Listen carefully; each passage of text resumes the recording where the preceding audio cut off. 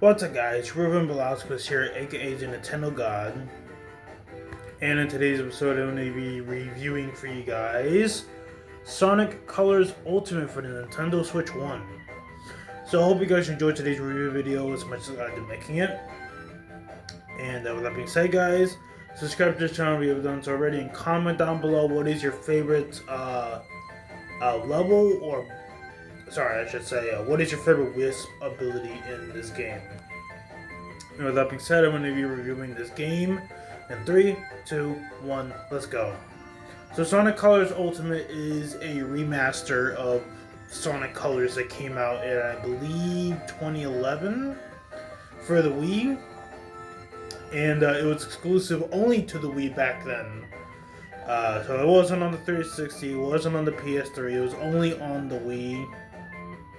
And obviously this remaster came to other consoles like Xbox and PlayStation, and of course, I think even Steam and PC. But of course, this is the Switch version of the game, and apparently this version of the game is the worst version to play. Mostly because of like lag and stuff like that in the game, and like blurriness or whatever. Honestly, I didn't really have that issue when I played this game.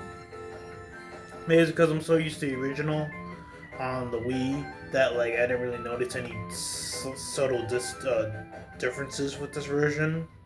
It just felt like I was playing the same game again, except on a newer Nintendo system, you know?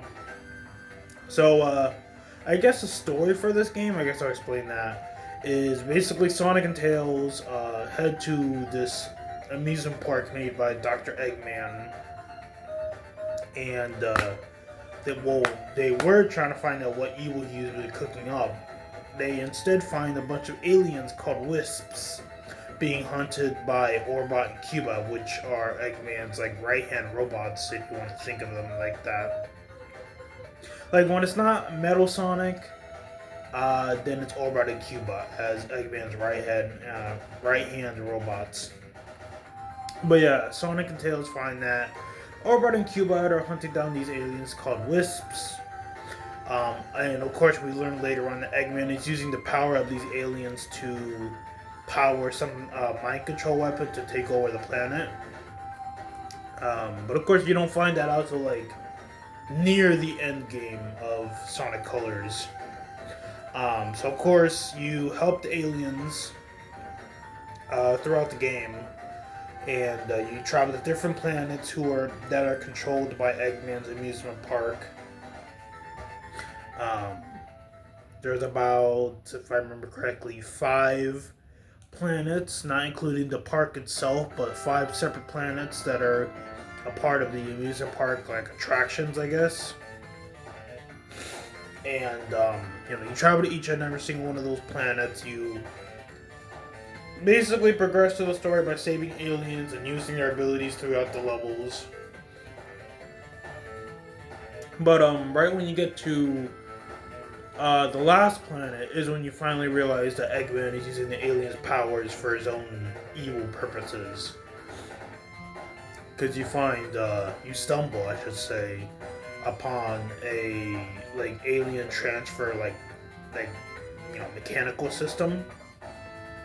And of course, that's when you finally realize all the pieces have been put together. Like Eggman is using the powers of the aliens to take over Earth with a mind control weapon. So and then of course, you take down the last generator, because there's 5 generators on all these planets, and that's how you basically save each planet from Eggman's control. Is you beat the boss, you deactivate the generator that's connecting the planet that you're on to his amusement park, and then you head to the next one and do the exact same thing again.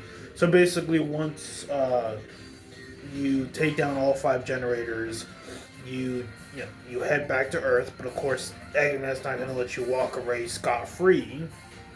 So then he activates his mind control weapon, which at this time of the game has already been filled with a bunch of alien energy, because while you've been off adventuring to all these planets, Eggman's been collecting alien energy off screen for his mind control weapon. So Of course, you don't know this at the time because you've been so busy, taking down enemies and deactivating generators and stuff like that. So, of course, not knowing this, Sonic and Tails think that it's time to go back to Earth, but of course, Eggman activates his mind control weapon.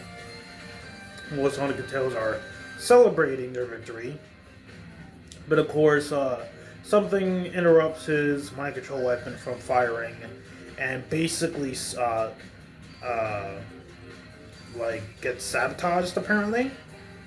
Which even I don't myself know why it gets sabotaged to begin with, because Sonic doesn't even know, like in the beginning of the game, that he has a mind control weapon to take over Earth. So it's like, it's kind of like I don't know why it got sabotaged, but I guess in one of the cutscenes after you beat the first robot boss, apparently one of its metal pieces gets stuck to Eggman's mind control weapon. Which at the time I didn't know it was a mind control weapon because it's the first boss of the game. You don't know about Eggman's plan yet. But apparently that's what gets sabotaged in Eggman's weapon when he tries to activate it. And basically starts a black hole that basically consumes his entire amusement park. And once Sonic and Tails realize this, they try to exit the park by going back to the terminal velocity transport that made them go to the amusement park in the first place. But of course, on the way to the transport, Eggman shows up with another robot that he's piloting himself called the Nega Wisp, which sounds racist, but at the same time, it's Nega, not the N word, just so you know. But of course, Sonic faces Eggman with his robot. And yeah, that's basically the story of the game. The Eggman is defeated, Sonic wins, but of course Sonic has to outrun the black hole on his way back to Earth. Of course he fails because even though Sonic is the fastest creature alive, he still can't outrun a black hole apparently. But of course, while he was in the void, the Wisps that he helped all throughout the entire game start helping him back to Earth, and the Wisps basically undo all of Eggman's evil deeds.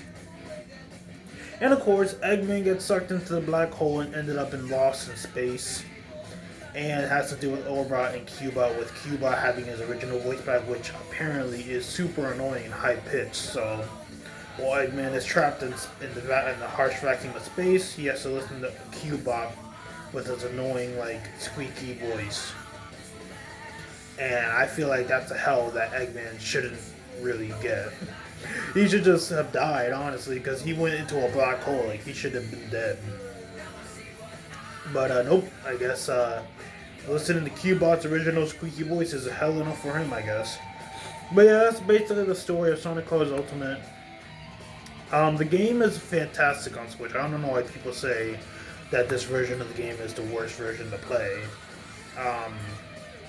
And it could be because I played the Wii version so many times for so many years that I'm just so used to the game by now that playing this worst version of the game apparently doesn't feel like the worst version to me. Yeah, the game is literally the same as the Wii version back in the day. Same story, basically same graphics. I mean, even though this is a remaster, it's basically same graphics as the Wii version. But yeah, same level design, same graphics, same story. It's basically this game again, but on Switch, Yeah, the game's a total 10 out of 10. If you're looking for a Sonic game that's classic, and you don't want to play, say, Sonic Frontiers or something like that, and you want to play, a classic Sonic 3D game, then I highly recommend Sonic Colors Ultimate. It's a really good game. 10 out of 10 all around. But with that being said, guys, I guess that's where we'll be ending up today's review for you guys. So I hope you guys enjoyed today's review of Sonic Colors Ultimate for the Nintendo Switch 1, as much as I've been making it.